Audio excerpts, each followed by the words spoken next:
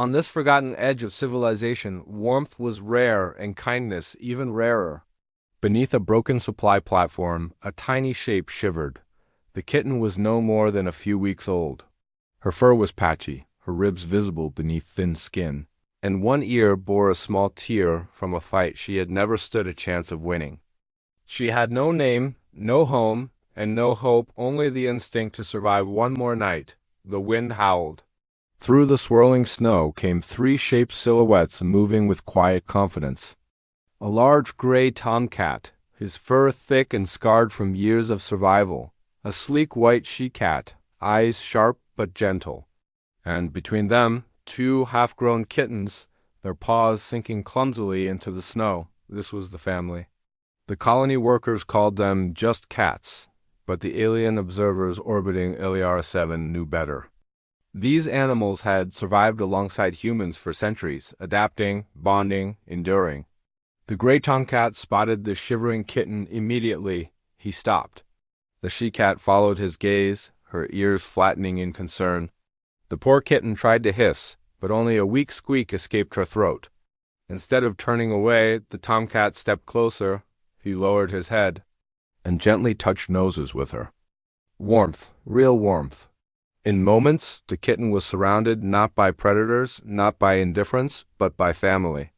Above them, unseen by human eyes, three alien cubs watched from behind a cloaking field. They were aligned cubs, young observers from the Aligned Union, sent to study humanity. Their species believed survival required strict efficiency. Resources were never wasted on the weak.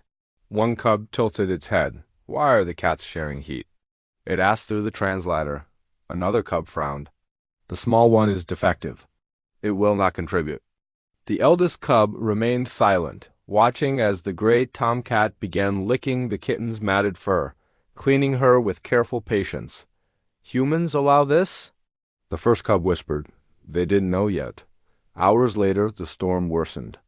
That was when a human found them. A maintenance worker named Elena nearly slipped on the ice when she spotted the cluster of cats huddled together. Her breath caught when she saw the tiny kitten at the center. Oh no," she murmured. The gray tomcat met her gaze not with fear, but with trust. Elena didn't hesitate. She removed her coat, wrapping all of them gently, and carried them back to the warmth of her quarters. The cats did not resist. They understood. The alien cubs followed, invisible, recording everything. Inside, Elena fed the cats warm nutrient paste, setting aside extra for the kitten. She cleaned her wounds, wrapped her in a soft cloth, and whispered soothing words she'd learned from her grandmother, back on Earth. "You're safe now," she said. "You're loved." The kitten purred for the first time in her life.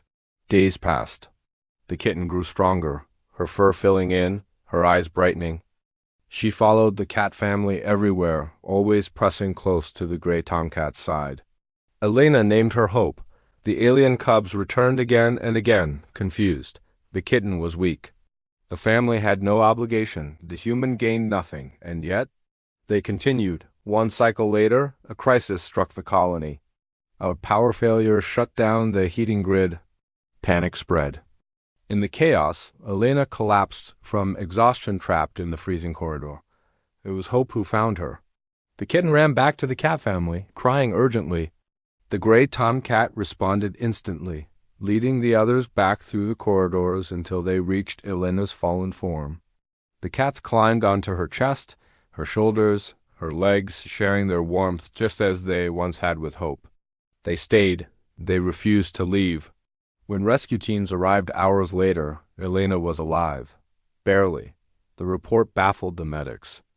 Body temperature stabilized, one said. Thanks to cats? Above the colony, the aligned cub ship fell silent.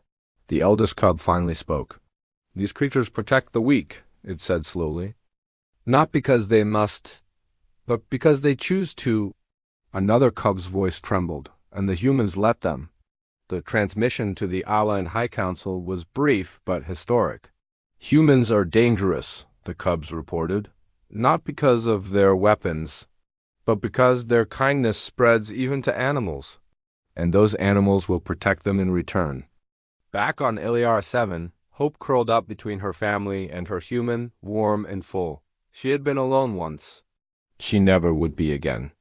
And somewhere in the stars, an alien species began to understand the true meaning of humanity F***. Yeah, asterisk asterisk,